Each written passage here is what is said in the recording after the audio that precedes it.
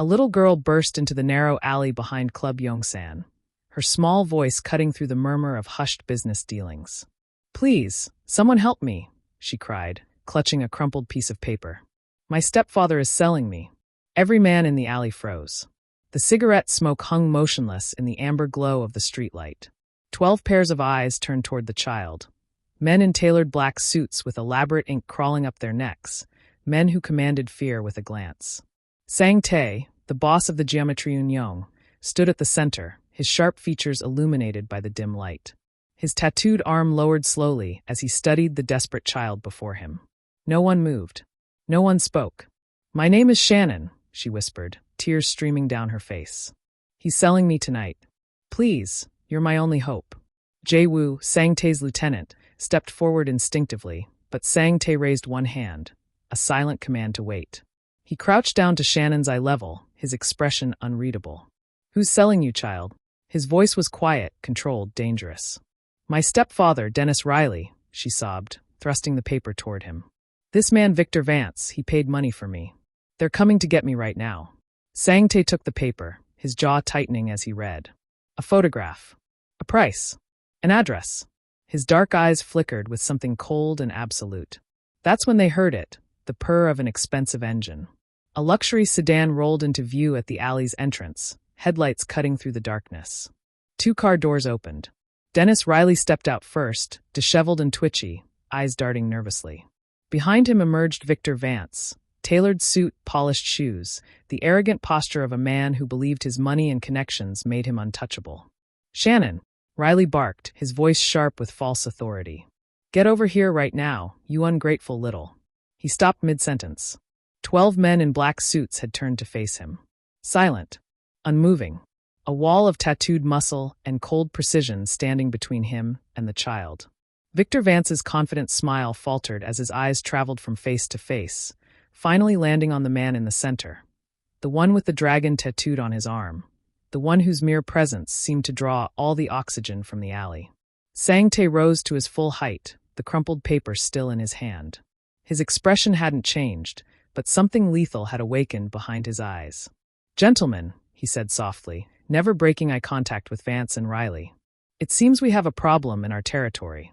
Shannon grabbed onto Sang Tae's leather vest, hiding behind him as Riley took an involuntary step backward. "Do you know who I am?" Vance tried, his voice strained, reaching for the authority his wealth usually commanded. "I have connections, important connections. If you interfere." "Connections," Sang Tae repeated, the word dripping with contempt. He took one step forward. "Let me tell you about connections, Mr. Vance." Jae-woo and the others moved in perfect synchronization, forming a tighter circle. The trap had closed. "You've just made the worst connection of your life," Sang Tae continued, his voice dropping to a whisper that somehow carried through the entire alley. "You've connected yourself to the Geometry Union. And we take care of problems in our territory. Permanently." Riley's hands were shaking now. The duct tape and zip ties he'd been carrying fell to the ground with a pathetic clatter. Behind Sang Tae, Shannon finally stopped crying. She looked up at the tattooed man who had become her shield, and for the first time that night, she felt something she hadn't felt in years. Safe. The black dragon had awakened, and 2 predators were about to learn what true fear felt like. Before we go any further, if stories like this move you the way they move me, make sure you subscribe. It helps these stories continue, and it tells me you want more. Sang Tae guided Shannon away from the confrontation, his hand gentle on her shoulder as Jae-woo and the others kept Vance and Riley pinned in place with their silent, unmoving presence. He led her to a wooden crate beneath the fire escape, crouching down again to meet her eyes. "Show me the paper, Shannon," he said quietly. "Everything on it." Her small hands trembled as she unfolded the crumpled note. The paper was worn, as if she'd been clutching it for hours. Sang Tae's expression didn't change as he studied it, but his fingers tightened almost imperceptibly at the edges. A photograph of Shannon. Her full name. Her age, 7 years old. And beneath it, handwritten in careless scrawl, $5,000. Friday night. Corner of 5th and Mason. Bring her clean and quiet. "When did you find this?" Sang Tae asked, his voice still gentle despite the cold fury building behind his eyes. "This morning," Shannon whispered. "It was in Dennis's jacket pocket. I was looking for lunch money because he never feeds me, and I found it." Her voice cracked. He was on the phone with that man, Mr. Vance. He said I was the perfect age and that I was well-behaved enough not to cause trouble. Sang-tae's jaw clenched. Behind him, he could hear Jae-woo's low voice warning Vance and Riley to stay exactly where they were. Neither man was stupid enough to move. Your mother, Sang-tae said carefully. Where is she? Shannon's eyes filled with fresh tears. She died 6 months ago. Car accident, they said. But I heard Dennis on the phone after the funeral. He told someone it was handled, and that now he could finally cash in on the kid. She looked up at Sang-tae with devastating clarity. I don't think it was an accident. Sang-tae was quiet for a long moment, studying the child's face. 7 years old, and she'd already learned that the world was full of monsters. That the people meant to protect her were the ones hunting her. Do you have other family, Shannon? Anyone else? I had a cousin, she said, her voice barely audible. Emma. She was 16. She lived with us for a while after Mom died, but then Dennis said she ran away 2 months ago. Shannon's small hand gripped Sang-tae's leather vest. But Emma wouldn't run away. She promised she'd never leave me alone with him. She promised. The sound of expensive leather shoes clicking against wet pavement echoed through the alley. Sang-tae looked up. Vance had shifted his weight, trying to project confidence he no longer felt. Riley was sweating now, his eyes darting between the exit and the wall of tattooed men blocking it. Sang-tae stood slowly, the crumpled note still in his hand. He turned to face the 2 men, and when he spoke, his voice carried the weight of an absolute verdict. Gentlemen, I think we need to have a conversation about promises. Dennis Riley found his voice first, desperation making him bold. Look, I don't know who you people are, but that girl is mentally unstable. She's sick, makes up stories, lies about everything. He gestured wildly toward Shannon. She's been doing this for months, causing trouble, trying to get attention since her mother died. Sick, Sang-tae repeated, his tone flat and dangerous. He glanced back at Shannon, who had gone very still, her small face pale but resolute. Is that what you tell people? It's the truth. Riley's voice cracked. She needs professional help. I've been trying to get her into a facility, but it's expensive and... For $5,000? Sang-tae cut him off, holding up the crumpled note. Is that the facility you had in mind, Mr. Riley? Vance stepped forward, attempting to salvage the situation with practiced charm. There's clearly been a misunderstanding here. I'm Victor Vance. Perhaps you've heard of me? Vance Development Corporation? I was simply offering to help Dennis with his financial difficulties by purchasing a 7-year-old child, Jae-woo interjected, his voice cold as winter steel. He'd been silently circling behind the 2 men, and now stood blocking their only exit. That's an interesting business model, Mr. Vance. Shannon's voice cut through the tension, small but clear. Emma knew. That's why he made her disappear. Every eye turned to her. My cousin Emma, Shannon continued, her hands balled into tiny fists. She was 16. After Mom died, she moved in to help take care of me. But she saw things, bruises on me, Dennis bringing strange men to the house late at night. She told him she was going to call the police. Shannon's voice dropped to a whisper. 3 days later, Dennis said she ran away. But all her clothes were still in her room. Her phone was on her bed. Emma would never leave without saying goodbye. Sang-tae's expression remained unreadable, but something lethal flickered in his eyes. He nodded once to Jae-woo. The enforcer moved with practiced efficiency. In seconds, he had Riley's phone, a cheap burner, extracted from his jacket pocket. Riley lunged for it, but 2 of Sang-tae's men caught him by the arms, holding him effortlessly in place. Don't, that's private property. Riley shouted. You can't. Jae-woo's fingers flew across the screen. The alley fell silent except for the soft beeping of the phone and Riley's ragged breathing. After a moment, Jae-woo's jaw tightened. He looked up at Sang-tae and gave a single grim nod. Boss, he said quietly, turning the screen toward Sang-tae. We've got messages. Multiple buyers. A contact list with code names. He scrolled further. And photos. Lots of photos. Young girls. Vance's face went white. Those aren't mine. That phone has nothing to do with. Your personal number is saved under VV Primary, Jae-woo read from the screen. And there's a thread discussing merchandise delivery scheduled for tonight. With an address. He paused, his voice dropping to something deadly. An address registered to one of your development properties, Mr. Vance. Sang-tae looked at Shannon, then back at the 2 men. When he spoke, his voice carried the finality of a judge's gavel. Get the police. And someone find out everything there is to know about Victor Vance's real estate holdings. The patrol cars arrived within minutes, their red and blue lights painting the alley in harsh, flickering colors. Detective Sarah Park stepped out first, her expression carefully neutral as she took in the scene. 12 men in black suits, a frightened child, and 2 civilians who looked like they'd seen death itself. "Sang Tae," she said evenly, her hand resting near her holster. "Not threatening, but ready. We got a call about a disturbance." "Detective Park." Sang Tae's voice was cordial, almost friendly. He gestured toward Riley and Vance. "These men were attempting to traffic a child. We stopped them. The evidence is on the phone." Park's eyes narrowed. She knew better than to trust anything involving the Geometry Union, but she also knew Sang Tae didn't waste police time on fabrications. She nodded to her partner, who carefully took the burner phone from Jae-woo's extended hand. Riley crumbled immediately, babbling excuses and partial confessions. But Vance remained composed, straightening his expensive tie as the handcuffs clicked around his wrists. "Detective, I'll be calling my attorney," Vance said smoothly. "And I think you'll find this is all a terrible misunderstanding. I have friends in the DA's office, the mayor's office, even the governor's mansion." He glanced at Sang Tae with barely concealed contempt.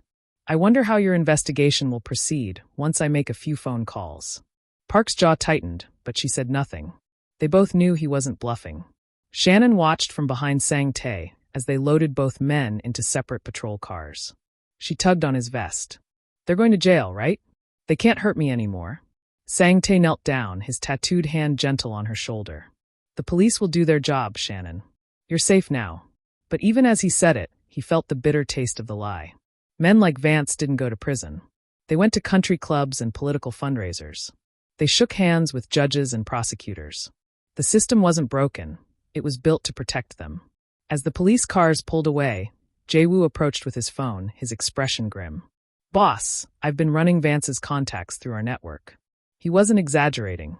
Deputy DA Marcus Chun. They golfed together every Sunday. Judge Patricia Whitmore. Vance donated $500,000 to her re-election campaign. City Councilman Robert Torres, on Vance Development's payroll as a consultant. Sang Tae stood slowly, watching the taillights disappear into the city's neon glow. Around him, his men waited in silence, recognizing the cold calculations settling over their boss's features. "Keep digging," Sang Tae said quietly. "Every property, every shell company, every offshore account. I want to know where he keeps his real secrets." He paused, his voice dropping to something darker. "And find out everything about Emma. If she's alive, we bring her home. If she's not..." He didn't finish the sentence. He didn't need to. Jae-woo nodded and began making calls, his voice low and urgent as he mobilized the full resources of the Geometry Union. Behind them, Shannon sat on the wooden crate, small and exhausted, while one of the younger members draped his jacket over her shoulders. Sang Tae lit a cigarette, the ember glowing in the darkness. The police had their evidence. The system would run its course. But the Black Dragon had already decided. Legal justice would not be enough. Not this time. Not for Shannon. Victor Vance walked out of the police station at 3:47 a.m., less than 4 hours after his arrest. His attorney, a silver-haired man in a suit that cost more than most cars, had made the necessary calls. The bail hearing had been a formality. $100,000, posted without hesitation. Judge Whitmore had personally signed the order. Vance adjusted his cufflinks as he descended the station steps, his smirk firmly in place. The charges would disappear within a week. They always did. A word to Chun in the DA's office, a quiet conversation about questionable evidence and civil liberties violations. Maybe a donation to the police benevolent fund. The system was predictable, reliable, bought and paid for. He reached for his phone to call his driver, then paused. The parking lot was wrong. His black Mercedes was there, idling in its usual spot. But his driver, Marcus, who'd been with him for 6 years, was nowhere to be seen. Instead, 12 men in immaculate black suits stood in a perfect semicircle around the vehicle. Not blocking it, not touching it, just standing there, hands clasped in front of them, faces impassive in the harsh fluorescent light. Vance's smirk faltered. One of the men stepped forward, not Sang Tae, but someone who carried the same aura of controlled violence. Jae-woo. He held out a set of car keys, dangling them from one finger. "Mr. Vance," he said quietly, "your driver called in sick." We've arranged alternative transportation. I don't need your, Vance started, but the words died in his throat as he noticed the details. Each man wore an identical silver dragon pin on their lapel. Each stood with military precision, and each one watched him with the flat, patient eyes of apex predators who'd already decided his fate. Where's Marcus? Vance demanded, hating the tremor in his voice. Safe, Jaewoo replied. Unlike you. A sleek black sedan pulled up behind the Mercedes. The rear door opened, and Sang-tae stepped out, his tattooed arm visible in the streetlight. He approached slowly, deliberately, each footstep echoing in the silent parking lot. You made phone calls, Sang-tae said conversationally. Called in favors. Bought your freedom. He stopped 3 feet from Vance, close enough that the developer could smell cigarette smoke and expensive cologne. You think the system protects you. You think money makes you untouchable. I have rights, Vance said, trying to summon his courtroom confidence. You can't intimidate me. I'll have you arrested for. For what? Sang-tae interrupted softly. Standing in a parking lot? We're not touching you, Mr. Vance. We're not threatening you. We're simply present. He tilted his head slightly. But we'll always be present. Everywhere you go. Every deal you make. Every person you meet. The shadow of the dragon falls on you now. He turned to Jaewoo, his voice carrying absolute authority. Dismantle him. Everything he owns, everyone he knows, every shred of power he thinks protects him. Take it apart piece by piece. Legal, quiet, permanent. Sang-tae's eyes locked onto Vance's. And find Emma. Tear down every property he owns if you have to. Jaewoo bowed slightly. Yes, boss. Sang-tae walked back to his sedan without another word. The 12 men remained in formation, silent sentinels as Vance stood frozen, his earlier smirk now a memory. The hunt had begun. Victor Vance's world began to crumble on a Tuesday morning. His accountant called first, voice tight with panic. The IRS had launched an audit, not a routine one, but a full forensic examination spanning 7 years. Someone had anonymously submitted detailed documentation of offshore accounts, shell companies, and suspiciously timed real estate transactions. The kind of documentation that took months to compile. The kind only someone with extensive resources could gather. Before Vance could respond, his phone buzzed again. His business partner, Gerald Hutchinson, demanding an emergency meeting. Hutchinson had received an unmarked envelope containing photographs. Vance with known criminals, cash exchanges, properties purchased under suspicious circumstances. I can't be associated with this, Hutchinson said coldly. Our partnership is dissolved effective immediately. By noon, 3 more investors had pulled out. By evening, his largest development project had lost its primary funding. Vance tried calling his contacts in City Hall. Deputy DA Chen's assistant said he was unavailable. Judge Whitmore didn't return his messages. Councilman Torres answered once, then abruptly claimed bad reception and hung up. The silence was deafening. No one wanted to be near him when the spotlight was this bright. His mistress, Carolyn, left that night. She'd found her apartment lease mysteriously canceled, her favorite boutiques suddenly refusing her credit cards, her social circle drying up with whispered warnings. I don't know what you did, she said, throwing her key at him, but I'm not going down with you. The country club called Friday morning. His membership had been suspended pending review, after several members complained about concerning allegations. The yacht club followed suit that afternoon. His reserved table at Marcello's, the restaurant where he'd brokered a dozen corrupt deals, was suddenly never available. Everywhere he turned, doors closed. Accounts froze. Opportunities evaporated. And always, in his rearview mirror, in the restaurant corner across the street from his office, men in black suits. Watching. Waiting. Never approaching. Never threatening. Just present. Dennis Riley fared no better. Released on $5,000 bail. All he had left. He tried to disappear into the city's underbelly. He checked into a motel under a fake name, paid cash, kept his head down. The motel manager received an anonymous tip about a registered sex offender on the premises. Riley was thrown out at 2 a.m. He found work at a construction site, cash, no questions asked. The foreman received a phone call the next day. Riley arrived to find his time card shredded and the foreman's cold stare. We don't hire your kind here. Every apartment he looked at was suddenly rented. Every job interview ended with "we'll call you back." His car developed mysterious problems: flat tires, dead battery, sugar in the gas tank. His bank account was emptied by fraudulent charges that would take weeks to investigate. Riley started seeing them too. The men in suits. Never close enough to confront. Never far enough to escape.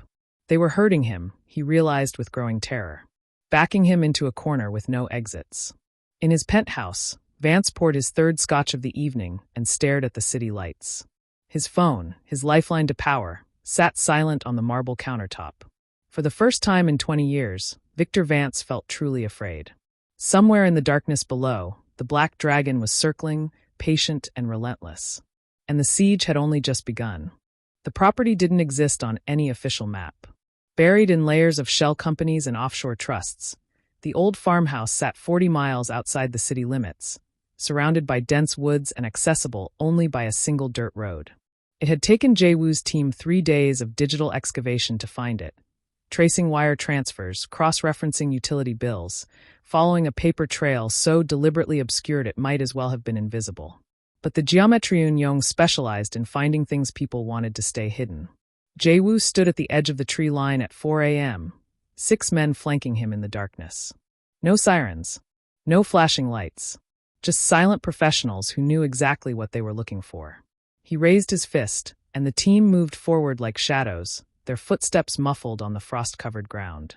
The farmhouse was dark except for a single light in the basement. One guard sat in a chair by the front door, half asleep, a pistol resting loosely in his lap. He never saw Jae-woo approach from behind. Never felt the precise pressure point that rendered him unconscious in seconds. The basement door was locked with 3 deadbolts. It took 40 seconds to bypass them. What they found made even Jae-woo, a man who'd seen the worst humanity had to offer, go still with rage. For girls, ages ranging from 14 to 17. Huddled in sleeping bags on bare mattresses, eyes wide with terror in the sudden flashlight beams. Chains bolted to the concrete wall.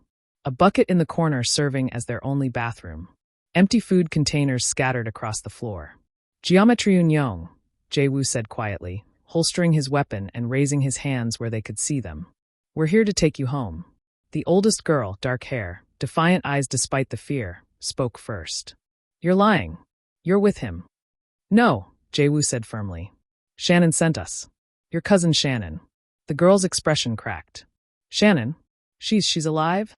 She's safe, Jae-woo confirmed. And you must be Emma. Emma's tears came then, silent and overwhelming. The other girls began to cry too. Not from fear anymore, but from the impossible realization that their nightmare was ending.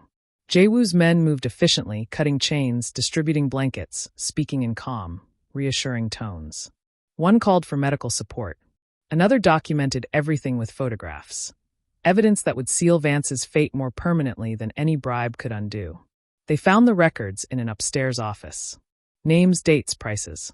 A ledger of horrors spanning 3 years. Vance hadn't been careful here. He'd thought the house was untouchable, that his protective layers were impenetrable. He'd been wrong. By dawn, the girls were at a private medical facility, being examined by doctors who asked no questions and accepted cash payment. Emma refused to leave until she could call Shannon. When she heard her cousin's voice on the phone, both girls sobbed so hard neither could speak for minutes. Detective Park received an anonymous package at 8 a.m. Inside, a USB drive with video evidence, financial records, and GPS coordinates. By 10 a.m., federal agents were swarming the farmhouse. By noon, Victor Vance was dragged from his penthouse in handcuffs, charges now including kidnapping, human trafficking, and conspiracy. This time, no judge would sign his bail. No DA would take his calls. The evidence was ironclad, public, and impossible to bury. Sang-tae watched the news coverage from his office, Shannon asleep on the couch beside him. When Emma's rescue was confirmed, he allowed himself the smallest of smiles. For lives saved. One monster caged. But the dragon's work wasn't finished yet. Dennis Riley lasted 11 days before he started to break. Vance's arrest had made national news, but Riley's case remained stuck in legal limbo. A low-level accomplice with a public defender and bail so cheap he'd managed to scrape it together. The prosecutor's office promised charges were coming, but the timeline was vague. Weeks, maybe months. The system moved slowly for men like him, neither important enough to prioritize nor wealthy enough to expedite. But the Geometriun Yong didn't need the system. Day 3, Riley found work at a warehouse loading dock. Cash under the table, no background check. He lasted 4 hours. The foreman received a phone call during lunch break, listened in silence, then told Riley his services were no longer needed. Riley saw them as he left, two men in black suits standing across the street, watching. Not approaching, just watching. Day 5, his landlord served an eviction notice. A noise complaint filed by every neighbor simultaneously. Riley knew he'd been quiet. He also knew it didn't matter. Day 7, his car died in morning traffic. The mechanic found sugar in the gas tank, slashed brake lines, and a severed fuel pump. "Someone really doesn't like you," the mechanic said, refusing to do the repairs. "I don't want that kind of trouble." Riley started walking everywhere, constantly looking over his shoulder. They were always there. Different men, same suits, same dead-eyed patience. In the coffee shop where he nursed a single cup for hours. Outside the public library where he tried to lose himself in the stacks. At the bus stop. The convenience store. The homeless shelter. He tried calling the police. Detective Park listened to his paranoid rambling about Korean gangsters following him, took notes, and promised to look into it. Nothing happened. What could they do? No one had threatened him. No one had touched him. The men weren't breaking any laws. Day 9, Riley got hired at a fast food restaurant. The manager was desperate, willing to overlook his situation. Riley felt a flicker of hope. Maybe they'd moved on. Maybe he could slip through the cracks. He arrived for his second shift to find the restaurant closed. Health code violations, the notice on the door read. The manager wouldn't return his calls. That night, Riley sat in a park, his few possessions in a trash bag beside him. They stood at every entrance, a loose perimeter of silent watchers. He counted 12 of them, then 15. Then he stopped counting. His hands shook as he realized the truth. The police couldn't help him. The courts couldn't protect him. He had no money for lawyers, no connections to powerful friends, nowhere to run that they wouldn't follow. They weren't trying to hurt him. They were doing something worse, showing him he was already caught, that the cage had closed around him so gradually he hadn't noticed until it was too late. Riley pulled out his phone with trembling fingers. He stared at it for a long time, watching the men watch him, understanding finally what they were waiting for. Surrender was the only door left open, and the shadow of the dragon would accept nothing less. Dennis Riley walked into the police station at 2:37 a.m. on day 12, his clothes filthy, his eyes bloodshot and wild. The desk sergeant looked up from his paperwork, immediately recognizing the haunted expression of a man who'd been pushed past his breaking point. "I need to confess," Riley said, his voice hoarse. "Everything. I'll tell you everything." Detective Park was called in from home. She arrived 40 minutes later to find Riley in an interrogation room, rocking back and forth in his chair, muttering to himself. When she entered, he looked up with desperate, pleading eyes. "You have to protect me," he said immediately. "Solitary confinement. Maximum security. Somewhere they can't reach me." Park sat down slowly, placing a recorder on the table. "Who can't reach you, Mr. Riley?" "The dragon," he whispered. "The shadow of the dragon. They're everywhere. They're always watching." His hands trembled as he gripped the table edge. "I can't sleep. I can't eat. Every face on the street could be one of them. I see them in my dreams. I can't do this anymore. Mr. Riley, you have the right to an attorney." "I don't want an attorney," Riley shouted, then caught himself, lowering his voice. "I want protection. I want walls. I want solitary confinement where no one can get to me. And I'll tell you everything in exchange." Park exchanged glances with her partner through the one-way mirror. This was either a complete mental breakdown or a perfectly executed pressure campaign. Probably both. "Start talking," she said, pressing record. The confession poured out of Riley like poison from a wound. He admitted to attempting to sell Shannon. Named Victor Vance as his buyer. Detailed their communications, the payment arrangements, the planned handoff. He confessed to abusing Shannon for months after her mother's death, to bringing strange men to the house, to ignoring her bruises and her fear. Then he went further. "Her mother," Riley said, his voice cracking. "Linda. It wasn't an accident. I cut her brake lines. Made it look like mechanical failure."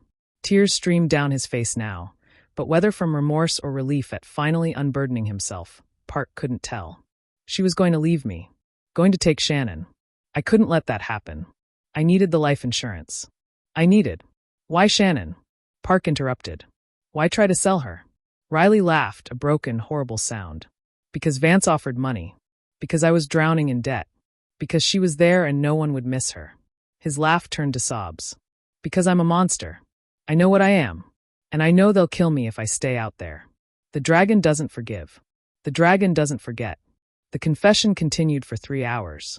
Every crime, every detail, every piece of evidence meticulously documented. By dawn, Park had enough to guarantee Riley would never see freedom again. Solitary confinement. Riley repeated as they led him to a holding cell. Please, keep me away from them. Keep me safe. Park watched him go, then stepped outside where Jae-woo stood leaning against a wall in the parking lot, smoking a cigarette. He confessed to everything, she said quietly. Jae-woo nodded once, dropped the cigarette, and walked away into the morning light. Justice, delivered without a single blow. One more chapter to go. Before we finish, subscribe so you're here when the next story drops. The courtroom was packed for Victor Vance's sentencing. Federal charges, state charges, a mountain of evidence so overwhelming his defense team had advised him to plead guilty in exchange for leniency. He'd refused, clinging to his arrogance until the jury delivered their verdict in 43 minutes. Guilty on all counts. The judge, not Patricia Whitmore, who'd recused herself under scrutiny, showed no mercy. Life in federal prison without possibility of parole. Restitution payments that would consume every remaining asset. His name, once synonymous with wealth and influence, would now be a cautionary tale. Dennis Riley received 48 years for murder, attempted trafficking, child abuse, and conspiracy. His public defender had tried to argue diminished capacity, citing his psychological breakdown. The judge had responded with 3 additional years for obstruction of justice. Neither man would taste freedom again. Shannon sat in the gallery for neither trial. She was already somewhere safer, somewhere the shadows of her past couldn't reach. Emma's aunt, Linda's younger sister, who'd been searching desperately for her niece since she'd gone missing, took both girls in immediately. Margaret Chen was a school librarian with a modest apartment and an enormous heart. She'd wept when social services called, had driven through the night to reach them, and had promised Shannon and Emma they would never be separated again. The apartment was small but warm. There were bookshelves and home-cooked meals and bedtime stories. There was laughter, tentative at first, then growing stronger.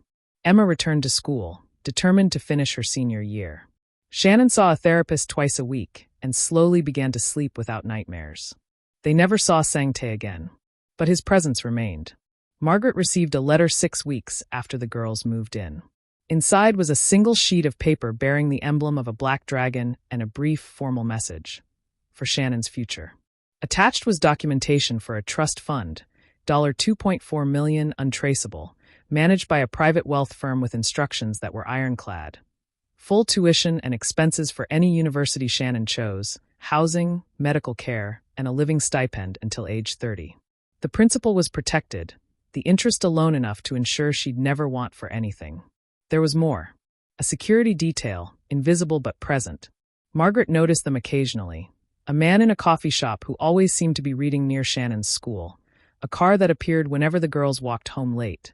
Presence that felt protective rather than threatening. When a drunk driver ran a red light near their crosswalk, someone pulled Shannon back just in time. The man disappeared before she could thank him. When Emma graduated valedictorian, there was a single black rose on her seat with a note. The dragon is proud. When Shannon turned 18 and opened her college acceptance letter to MIT. Full scholarship, though she never applied for one, she found a second letter inside. The paper was expensive, the handwriting elegant. You asked a stranger for help in your darkest hour. Your courage saved not just yourself, but others. Never forget that strength. The shadow of the dragon watches over its own. Always. Shannon kept that letter in a frame above her desk through 4 years of college, then medical school, then her residency. She became a pediatrician specializing in trauma care, dedicating her life to children who had no one else to protect them. She never forgot the tattooed man who'd looked down at her in that alley, who'd seen a desperate child and chosen to become her guardian rather than her executioner. And somewhere in the city's darkness, Sang-tae lit a cigarette and smiled, knowing that one small act of humanity had redeemed something he'd thought long dead in himself. The dragon's gift wasn't just money or protection. It was hope, given to a child who'd almost lost it forever. If this story stayed with you, let's stay connected. Hit subscribe.